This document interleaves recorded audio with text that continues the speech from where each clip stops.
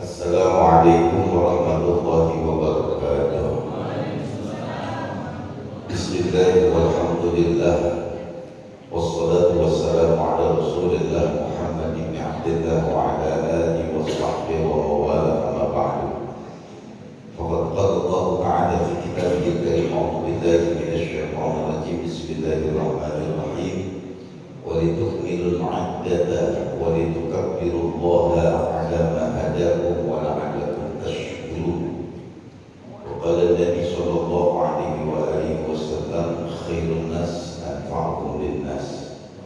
Yang saya hormati segenap pengurus Dewan Pemakmuran Masjid Jami Al-Madani, Pak Haji Yudi Muhammad beserta seluruh panitia kegiatan Ramadan Masjid Jami Al-Madani, kemudian sahabat, guru dan orang tua saya ini Pak Kolonel CPN Haji Syamsul, hadirin dan hadirat sekalian, shaimin shaimat rahimakumullah.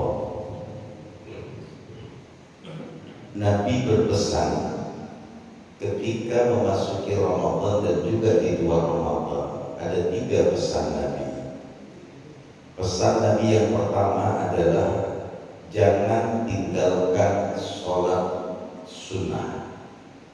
Sholat sunnah itu ada 2. Satu, sholat sunnah rawatib.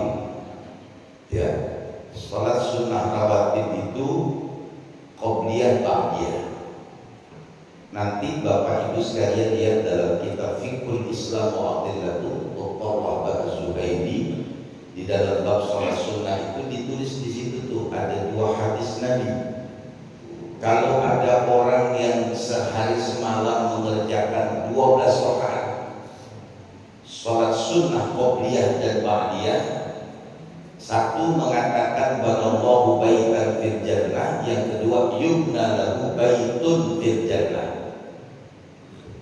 Bapak Ibu sekalian, kita ini kalau sehari semalam bisa mengerjakan 12 rakaat sholat qobliyah ba'diyah, 1-2 rakaat sebelum zuhur, 4 rakaat sebelum zuhur, 2 rakaat setelah zuhur, 2 rakaat setelah maghrib, 2 rakaat setelah isya.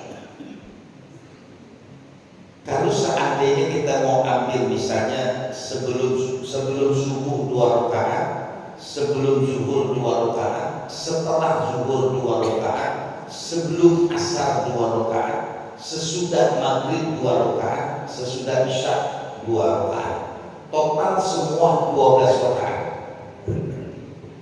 Kalau di hitungan fikihnya itu sekitar 16 rakaat. Tapi kalau kita bisa mengerjakan 12 rakaat, maka kata Nabi akan dibangunkan satu istana di surga. Yubna lahu baitun fil jannah. Sekarang jadi bahan koreksian buat kita ini Bapak Ibu. Ada nggak sehari semalam kita bisa kerjain 12? Ya. Yang pikiran sederhana begini kan, sebulan ini ada 30 hari, masa 10 hari aja nggak bisa? Atau lebih kecil lagi dah, 5 hari masa nggak bisa? Memang ini kalau sehari ini saya sampaikan, maka ujiannya lebih berat. Ujiannya lebih berat. Saya kadang-kadang begitu. Tadi saya buka puasa di daerah Karangtengah. Iya. Habis buka puasa sholat maghrib biasanya buru-buru tuh. Hampir kita bingung nih mau sholat sunnahnya di mana nih. Tapi tetap harus saya kerjakan. Karena Pak, mengejar supaya dalam 1 hari kita bisa dibikinkan oleh Allah satu istana di surga. Itu nanti dilihat hadisnya. Yang pertama yang perlu saya ingatkan. Ya, maksud saya gini, saya kepingin kita ini ayo dapetin itu. Ya. Makanya tadi saya dari rumah jam 4, alhamdulillah sampai ini sebelum subuh. Ya saya khawatir nanti kalau di sini sudah qomat, saya ketinggalan qobliyah subuh. Itu yang penting. Sebab kata Nabi, rakaat al-fajri 2 rakaat sebelum subuh, kata Nabi khairun minad dunya wa ma fiha. bagus daripada dunia dan isinya. Itu yang pertama. Yang kedua, itu sholat sunnah di luar sholat sunnah rawatib. Contoh duha. Duha ini waktunya panjang, dari setengah 7 sampai jam 12 kurang. Kata mazhab Hanafi boleh. Masa 2 rakaat kita nggak ketemu sholat duha? Harusnya di seusia kita ini, Bu, jangan tinggalkan sholat duha. Makanya Nabi mengatakan ada 5 yang buat saya wajib, kata Nabi, tapi buat umatku sunnah. Di antaranya adalah sholat duha. Yang kedua, itu sholat sunnah istikharah. Ayo Bapak Ibu sekalian, dalam satu hari, satu malam, taruhlah sehari semalam itu 24 jam, 8 jam kita pakai buat tidur, kemudian tersisa 16 jam. Masa dari 16 jam kita gak ketemu nyari sholat istikharah 2 rakaat?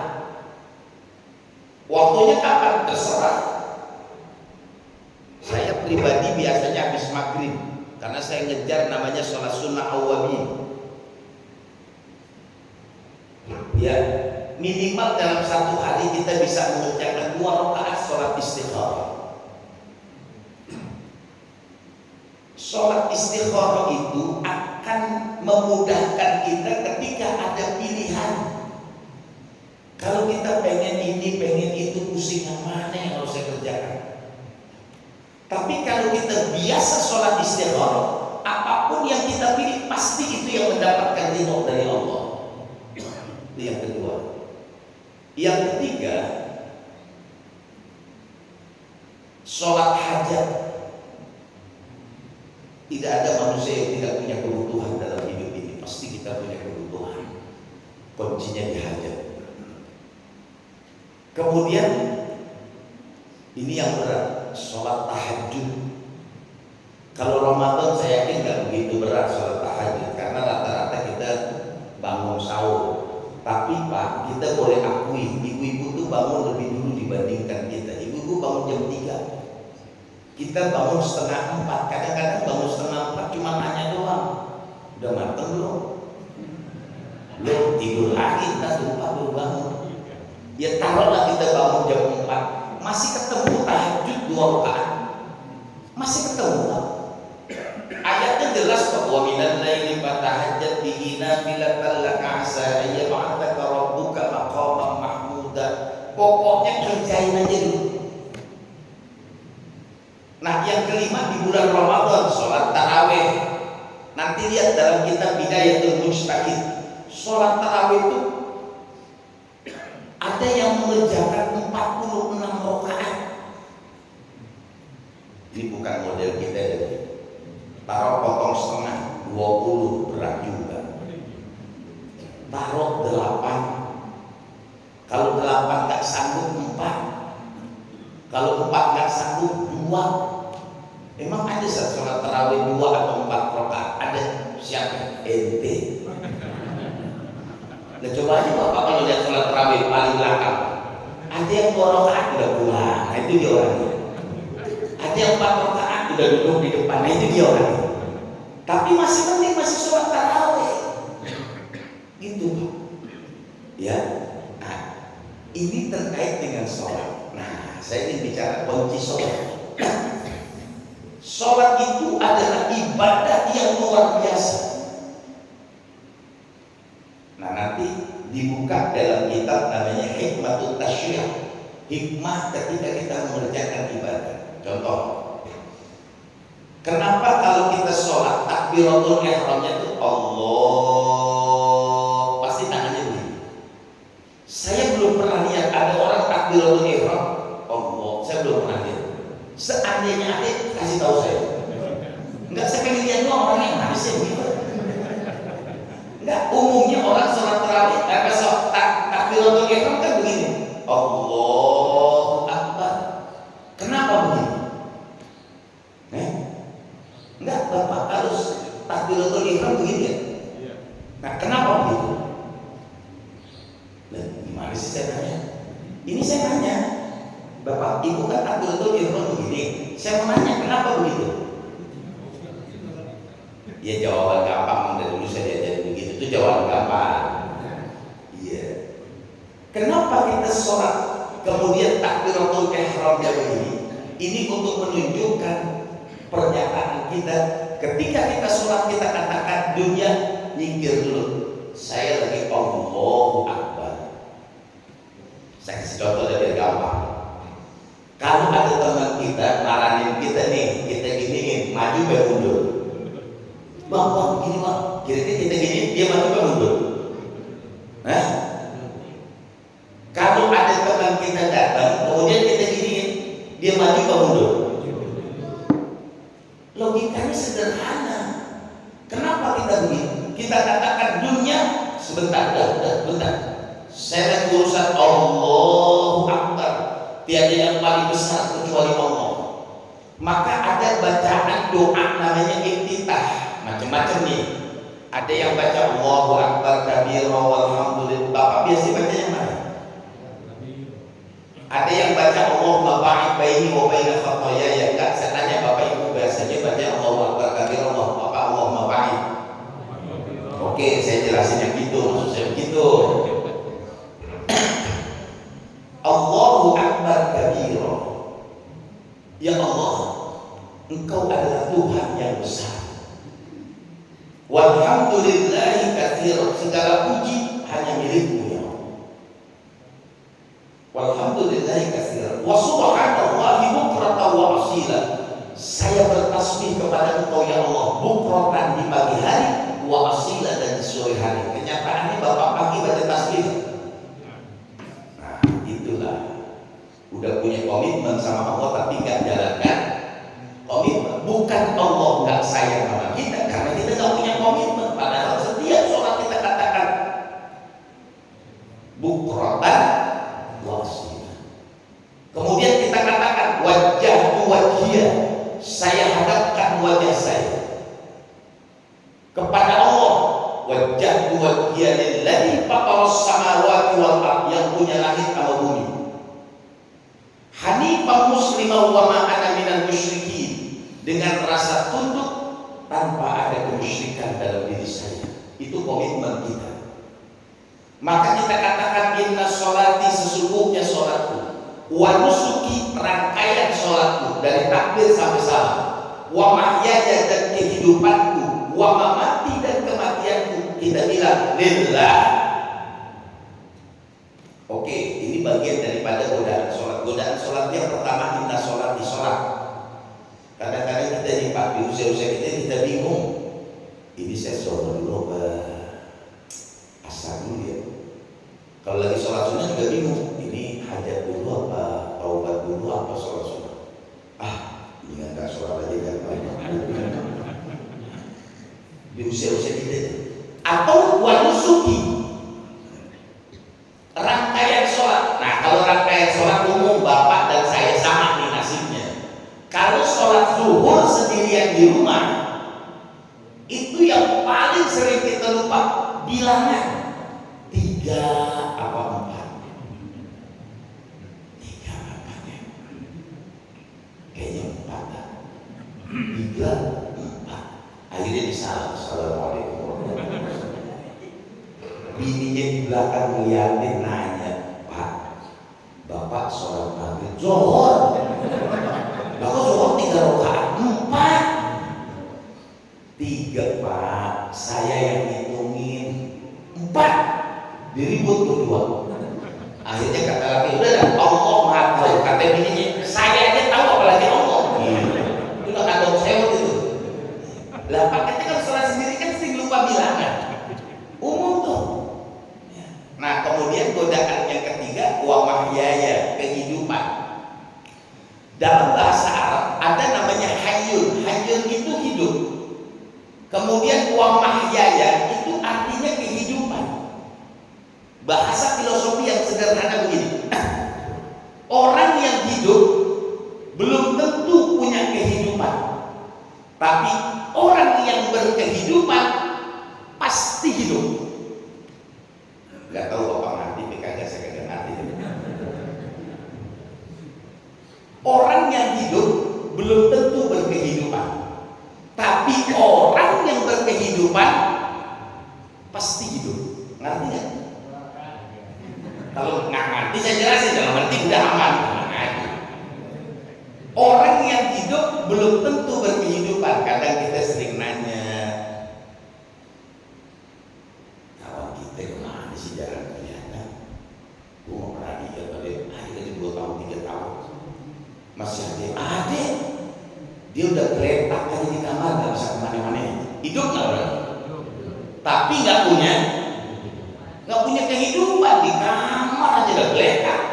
Orang yang hidup tapi nggak punya kehidupan. Nah, kalau kita ini namanya berkehidupan. Pergi sono jalan sini, kan nggak ada kan yang udah mati kemudian sholat subuh. Ada nggak yang 3 hari kemarin di makam kemudian datang sholat subuh?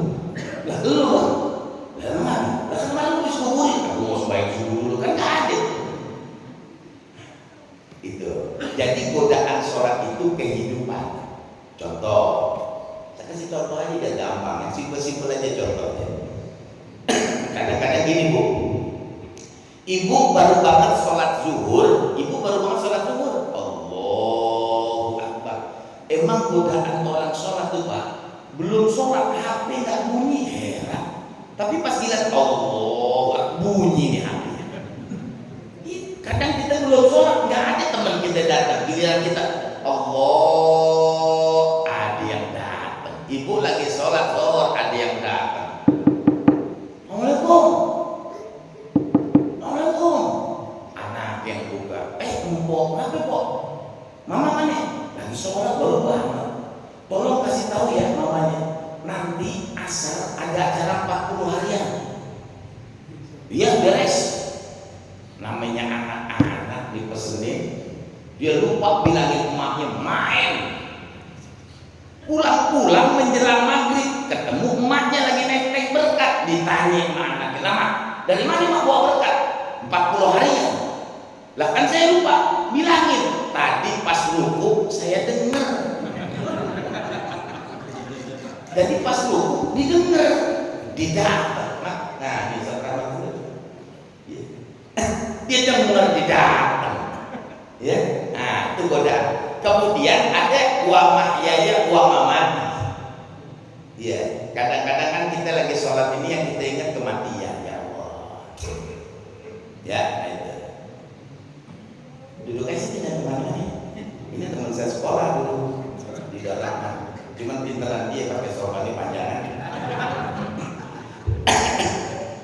Ya, ini godaan. Inna sholati wa nusuki wa mahyaya wa mamati lillahi rabbil alamin. Oke, nah ini ada juga dalam sholat. Ini biar kita paham Pak. Nanti saya kasih kunci yang paling hebat dalam sholat. Kita bisa menulis dalam sholat dan semua apa yang kita minta Allah ijabah. Itu kuncinya. Tar dulu dah. Lihatin dulu waktunya. Iya. Dia bilang, komandan saya bilang 30 menit. Kan lihatin waktu aja. Nah, ada baca. Contoh gini. Habis kita baca doa iftitah, kemudian kita baca doa apa? Baca surah Fatihah. Alhamdulillahi rabbil alamin. Nah, ketika kita baca Alhamdulillahi rabbil alamin, itu Pak, tadi tuh kita lagi baca Fatihah, imam lagi baca Fatihah. Itu Allah jawab.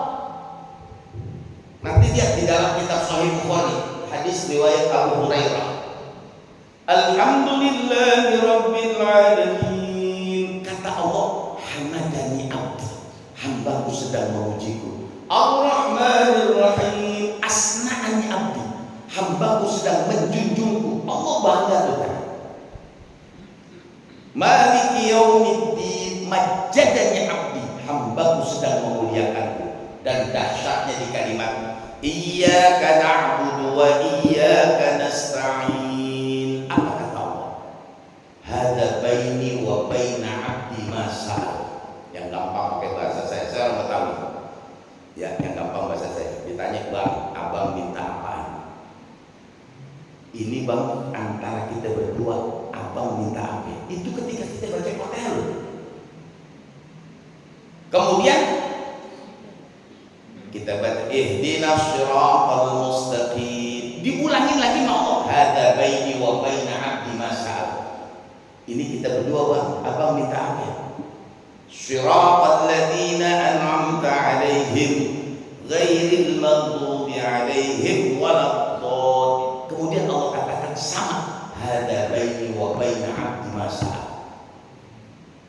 Bahasa gampangnya, ente minta apa? Ada nggak tanya setelah baca Fatihah minta? Saya kasih contoh lagi dah biar ngerti. Pak, Bu, kita ini kalau lagi ngobrol berdua sama orang kaya, kaya banget tadi saya nggak tahu siapa. Orang yang kaya banget, orang yang kaya banget ngobrol sama kita berdua, ngobrol berdua. Ini orang kaya nawarin, bang, abang minta apa? Kalau yang nawarin orang kaya nyaut nggak? Nggak. Kalau ada orang kaya ngomong begitu, abang minta apa? Ini ngomong orang kaya nih pak. Kira-kira nyaut nggak? Apaan nyaut? Tuh dia nggak tahu juga. Kalau yang nanya temen kita baru dah, gimana lu tadi nyaut? Lu aja kagak nyaut, tanya gue lagi. Iya beda. Ini hebatnya bacaan Fatihah. Nanti Bapak baca tentang bagaimanakah para sahabat belajar sholat. Makanya di dalam kitab Al-Azkar An-Nawawiyah dianjurkan ketika kita baca amin sebelum kita baca surah Rabbighfirli. Gitu. Kalau kita sedang sholat sunnah, kemudian ada hajat kita, ada keperluan kita, maka ketika amin dalam hati kita ngomong, ya Allah sehatkan badan saya. Lanjutkan dengan ayat yang sesuai dengan permintaan kita, misalnya wa nunazzilu minal qur'ani ma huwa shifaa'un wa rahmatun lil mu'minin. Atau yang gampang dah, idza jaa nasrullahi wal fath. Atau kita minta, ya Allah berikan saya harta yang melimpah. Inna a'tainakal kautsar. Sesuaikan dengan ayat. Ini dibuktikan oleh Allah. Nanti lihat di dalam ceritanya Nabi Allah Zakaria. Nabi Zakaria itu usianya hampir 130 tahun lebih, bininya 90 tahun lebih, belum punya anak. Udah datang di rumah sakit yang terkenal, kata gak bisa pak, mana ada 90 tahun bininya pengen hamil. Akhirnya Nabi Zakaria mengatakan kalau Allah tidak ada yang tidak mungkin. Maka ditulis oleh Allah wahwa, dan berdiri siapa Nabi Allah Zakaria qaimun, menggunakan fi'lul mudhari' yusalli fil mihrab. Ketika Nabi Allah Zakaria sedang berdiri dalam sholatnya, Nabi Zakaria dalam hatinya, ya Allah berikan saya keturunan. Rabbi habli min ladunka dzurriyyatan thayyibah. Minta sama Allah. Akhirnya Allah katakan yubashshiruka bi ghulamin ismuhu Yahya. Salatnya belum selesai, masih berdiri, Allah suruh Jibril sampaikan kepada Nabi Zakaria, aku berikan dia anak. Langsung Allah kasih nama Yahya. Tuh hebatnya sholat. Kalau kita udah chemistry-nya dapat. Tahu chemistry kan? Apa aja bahasa gampang? Chemistry. Nyambung. Ya gimana ya? Pokoknya kalau bisa cerita Muhammad, cerita makan lah, kita makan. Nah itu rasa dapat. Nah, ntar terakhir saya kasih kunci. Jadi bacaan Fatihah itu luar biasa. Iya. Nah kemudian setelah kita baca Fatihah, baca surah. Makanya tadi imam tuh baca surah. Kalau bapak tahu apa yang dibaca oleh imam, coba suruh ulangi lagi. Iya. Jangan suka kita yaghlul dengan Nabi. Iya. Ditarik kita tuh, saya dengerin aja. Iya, saya tahu pada nggak ngerti, saya dengerin, oh dibaca imam. Makanya saya mau bahas juga apa yang dibaca imam. Nggak tahu imam ngerti tidak ada yang dibaca. Iya, imam saya kasih tahu imam. Iya, dan dengerin, nah ini ntar saya bahas nih masalahnya. Ya, ini Nabi ngasih tahu. Maka setelah kita baca Fatihah, kemudian kita baca surah. Selesai baca surah, kemudian kita Allahu Akbar, ngapain?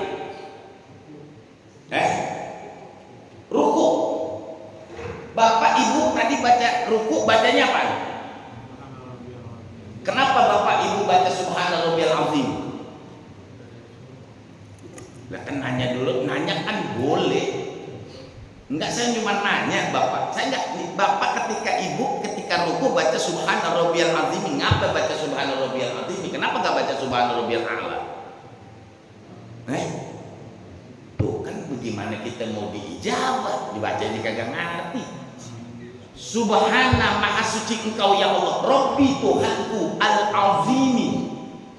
Jadi dalam bahasa Arab begini, ada namanya kabir, gede, akbar, gede banget. Itu kalau gedenya udah nggak bisa terbayangkan, namanya azim. Itu dalam bahasa Arab. Jadi dalam bahasa itu ada kabir, ada akbar, ada azim. Azim itu gedenya nggak bisa kita kira-kirain dah. Pokoknya gede banget. Wonten tiang Jawi boten. Wonten. Orang Jawa sering ngomong, ya apa rek wedhuse gede. Kalau orang Jawa bilang wedhuse gede, itu Bapak nggak usah ketengok, bawa aja ke Jakarta, gue bayar. Maka saya tanya, wonten tiang Jawi boten? Wonten deh. Orang Jawa itu sering bilang, ya apa rek gede. Kalau dia ngomong gede, itu udah nggak kebayang gede. Kadang-kadang kan ada orang Jawa main ke Jakarta, ya apa rek, rumahmu nang Jakarta alit, wes mulai rumah nang kampung itu gede, itu 200 orang muat. Lah coba tanya orang Jawa, saya kan pernah di Jawa jadi saya ngerti. Coba dapat. Makanya ketika kita lagi ruku kita baca Subhana Rabbiyal Azim. Kenapa baca Subhana Rabbiyal Azim? Udah saya kasih contoh masih kagak ngerti juga. Saya taruh dah sorban saya, biar enakan dikit. Subhana Rabbiyal Azim. Jadi begini, tadi ketika kita baca Fatihah, Allah katakan hada baini wa baina abdi masal. Pak, Ibu minta apa? Maka ketika Allah menawarkan itu, maka di saat kita ruku kita baca Subhana Rabbiyal, maha suci Engkau ya Allah, Tuhanku yang maha agung. Artinya apa? Allah nawarin kita, Masya Allah, itu hebat. Bangun dari ruku, Sami'allahu liman hamidah. Sami'a mendengarkan siapa Allah, apa yang didengarkan oleh Allah, liman hamidah, orang yang memuji. Bahasa saya ini orang Betawi yang gampang begini, ketika Sami'allahu liman hamidah, kata saya nih bahasa orang Betawi nih, gue denger pujian lo, nah gitu bahasanya. Sami'allahu liman hamidah. Kemudian kita baca Rabbana walakal hamdu. Nah, mulai hari ini bacanya jangan berhenti di situ, tambahin, nanti dilihat di dalam kitab Al-Azkar An-Nawawiyah. Bacanya Sami'allahu liman hamidah Rabbana walakal hamdu hamdan katsiran thayyiban mubarakan fihi. Kalau bisa dipanjangin, milkus samawati wa milkul ardi wa milku ma bainahuma wa milku ma syi'ta min syai'in ba'd. Itu di hadis diriwayatkan begini, ketika ada sahabat berjamaah dengan Rasulullah. Nah, sahabat itu ketika Sami'allahu liman hamidah, dia baca Rabbana walakal hamdu hamdan katsiran thayyiban mubarakan fi. Kemudian selesai sholat, Nabi bertanya, manil mutakallimu, tadi siapa yang bilang Rabbana walakal hamdu hamdan katsiran thayyiban mubarakan fi? Kata sahabat, ana ya Rasulullah, saya Rasul. Kata Rasulullah, tadi saya lihat ada 30 malaikat mengelilingi engkau. Semua malaikat bawa catatan pengen mencatat apa yang kau minta. Makanya saya ajarkan, kalau di jamaah saya sudah saya ajarin itu semua. Tolong bangun dari ruku, bacanya Rabbana walakal hamdu hamdan kasiran thayyiban mubarakan fi. Itu Bapak Ibu ada 30 malaikat di sekeliling kita. Itu malaikat 30 bawa catatan cuma pengen nanya Bapak mau minta apa. Roh itu salasina, aku lihat ada 30 malaikat yabtajiruna mengelilingi engkau. Ayuhan, mereka itu apa? Yang tubuh hal awal, mereka berebut ingin mencatat apa yang Bapak minta. Makanya tawaran Allah itu apa? Allah menawarkan milkus samawati, Pak Bu, Ibu Bapak minta apa? Sebanyak yang di langit, wa milkul ardi, atau sebanyak yang ada di bumi. Masih kurang, wa milku ma bainahuma, bagaimana dua-duanya saya kasih? Masih kurang juga kata Allah. Wa milku ma syi'ta min syai'in ba'du, atau ada permintaan lain daripada ini. Dahsyat tuh sholat kalau kita nanti. Ya, Masya Allah. Baru setelah itu kita Allahu Akbar sujud, bacanya Subhana rabbiyal a'la. Saya tanya lagi, kenapa Bapak baca Subhana rabbiyal a'la? Maha suci Engkau ya Allah, Rabbi Tuhanku al-a'la, yang maha tinggi. Kenapa? Karena Allah nawarin langit, nawarin bumi, atau dua-duanya, atau ada permintaan lain. Makanya kalau dipelajari kitab Al-Azkar An-Nawawiyah, nanti sujud ada bacaannya.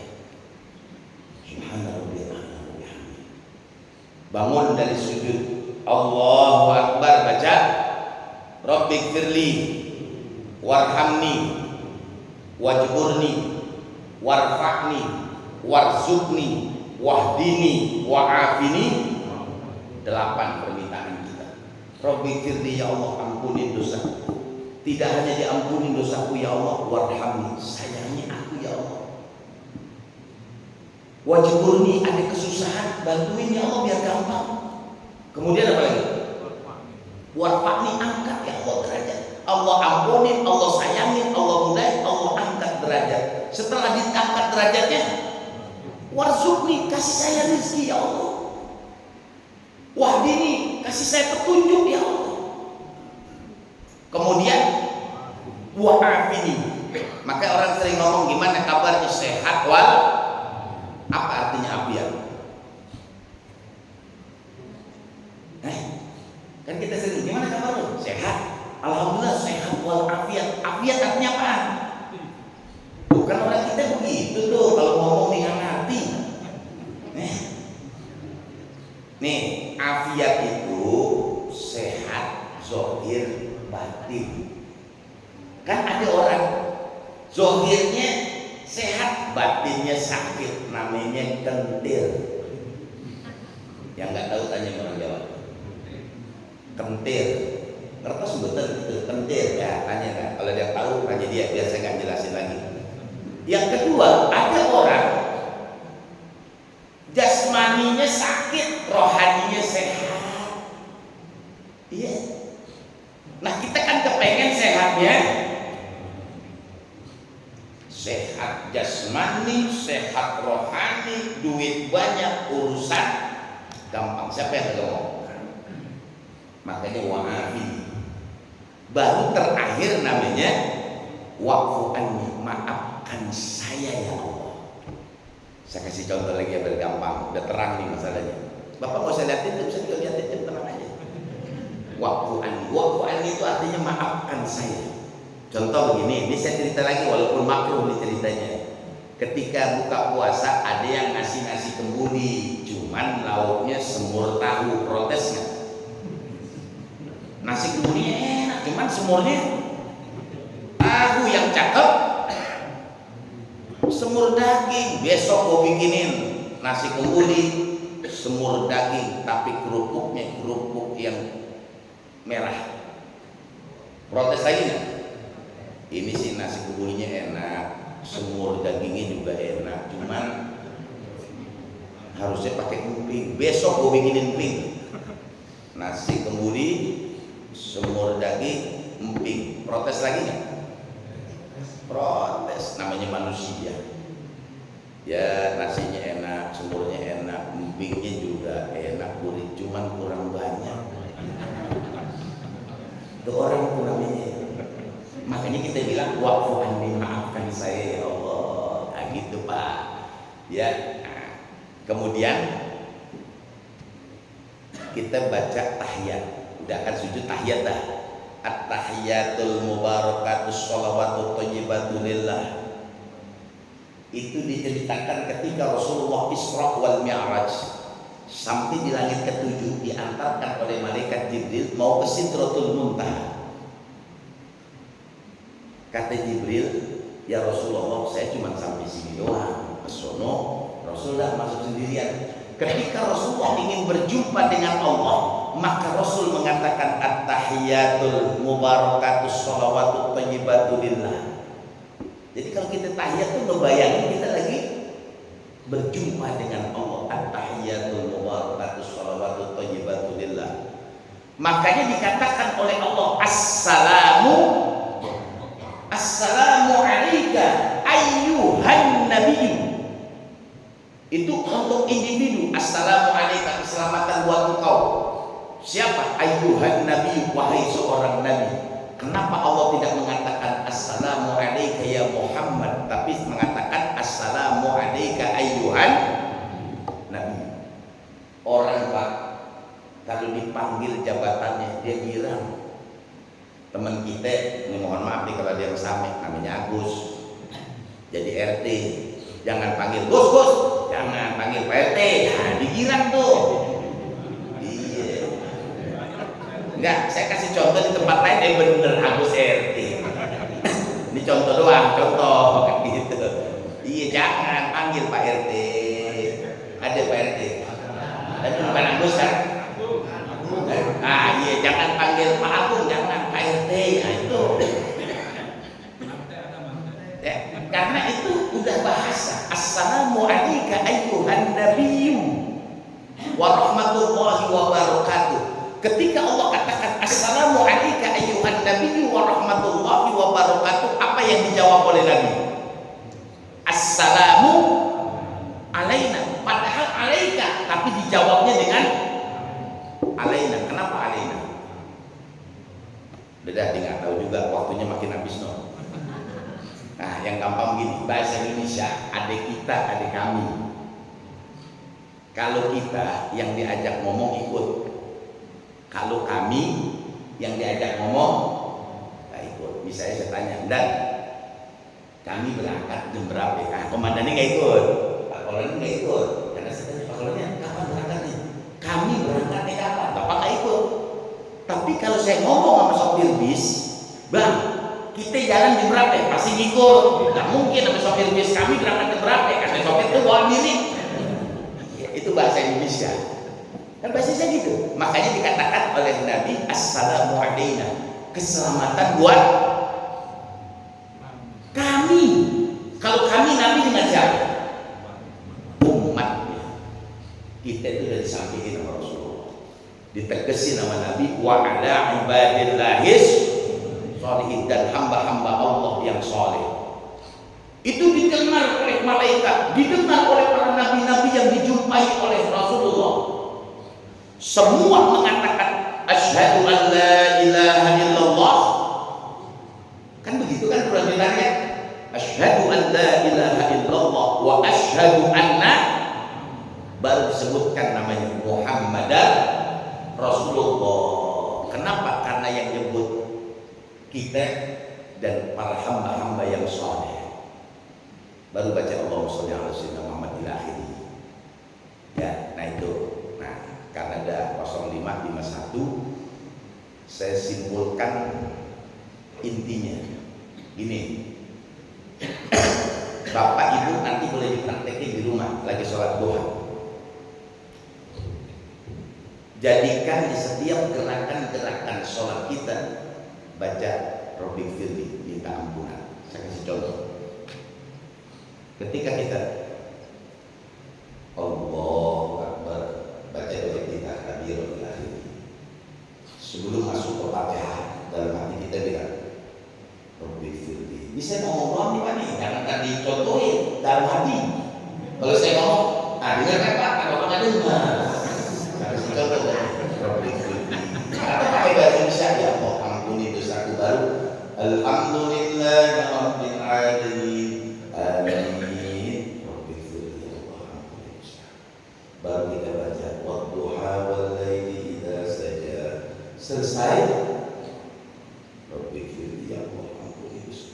Baru kita Allahu Akbar. Subhana rabbiyal azim wa bihamdihi. Allahumma firli ya Allah ampuni dosa. Bisa kasih contoh nggak ngomong bahasa Indonesia ya? Dalam hati ngomongnya. Kalau mau pakai bahasa, kalau dinyaringin Allahumma firli atau Rabbi firli. Sami'allahu liman hamidah Rabbana wa lakal hamdu hamdan katsiran thayyiban mubarakan fi. Sampai habis sebelum sujud Rabbi firli. Kemudian sujud Subhana rabbiyal a'la wa bihamdi Rabbi firli. Nah, kalau udah duduk di antara sudah berarti Rabbi firli warhamnya. Itu apa udah sekalian itu.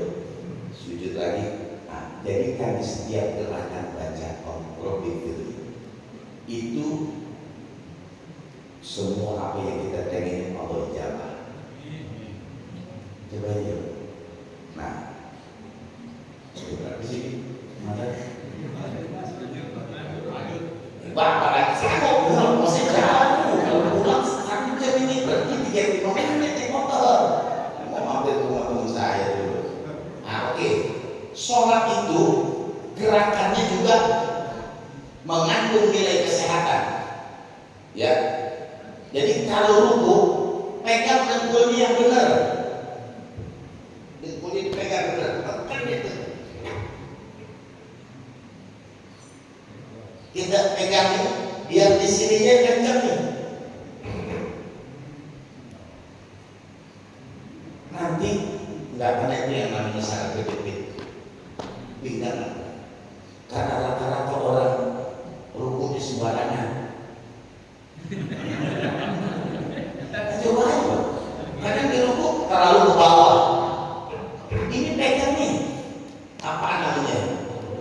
Nah, dengkul. Ya, saya pakai bahasa dengkul. Tumit bahasa Indonesia-nya. Ini pegang. Hah? Lutut? Ya, tumit. Lutut. Pegang. Namanya orang tua sih, Pak. Ngantuk-ngantuk suruh ngomong. Ya, salah wajar aja. Malumin apa? Pegang nih, yang benar di lututnya. Kalau saya, ini berasa sakit di sini. Tapi kalau saya tekan kencang, udah enggak. Memang sakitnya di daerah sini, mohon maaf ini, di sini sakit. Gak apa-apa, menarik ini. Nanti dilihat hikmahnya di dalam kesehatan. Yang kedua lagi sujud. Sujud itu biasa ya.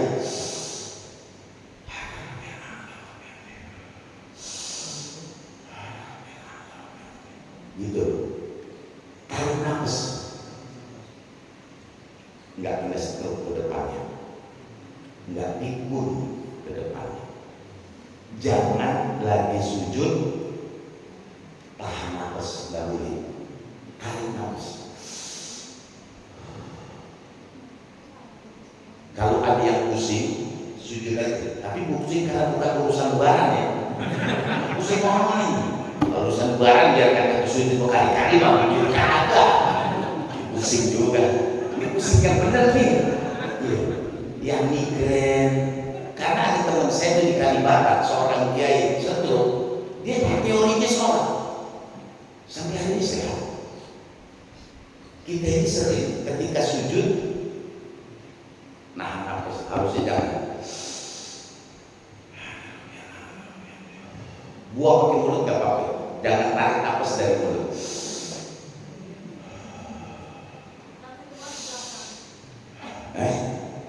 Ya terserah ibu mau banyak, terserah ibu aja. Tapi kalau sholat berjamaah jangan kelamaan. Kalau sholat sendiri, entahnya di rumah sholat duha ibu praktekin. Sebab kenapa? ini otak kita ini butuh oksigen. Otak kita ini butuh oksigen. Kalau kita lagi duduk, paru di sini, jantung di sini, oksigen masukin agak berat naiknya. Tapi ketika kita sujud, kepala kita ada di bawah, sedangkan jantung dan paru ada di bagian atas, maka memudahkan dia akan memasukkan oksigen di otak kita. Otak kita butuh oksigen, Pak. Nah, nanti ada bilangin sholat, kenapa zuhur 4, kenapa asar 4, kenapa subuh 2, kenapa maghrib 3. Itu nanti ada, apalagi ditambah dengan qobliyah ba'diyah. Zuhur qobliyahnya 4, zuhurnya 4, ba'diyahnya 2, total berapa? 10 berapa kali rukuk? Berapa kali sujud? 10 rakaat berapa kali sujud? Nanti nggak ngerti juga segitu. 10 rakaat berarti 20 kali sujud. Kalau sekali sujud bisa memasukkan oksigen 10%, dapat berapa oksigen? 200%. Kenapa? Karena dari bangun tidur pikiran kita terperas, maka sholat zuhur untuk memasukkan kembali oksigen di otak kita. Hebatnya sholat semacam itu. Dan kalau ada nanya, udah lewatin itu banyak. Iya, satu udah liatin saya. Iya, enggak.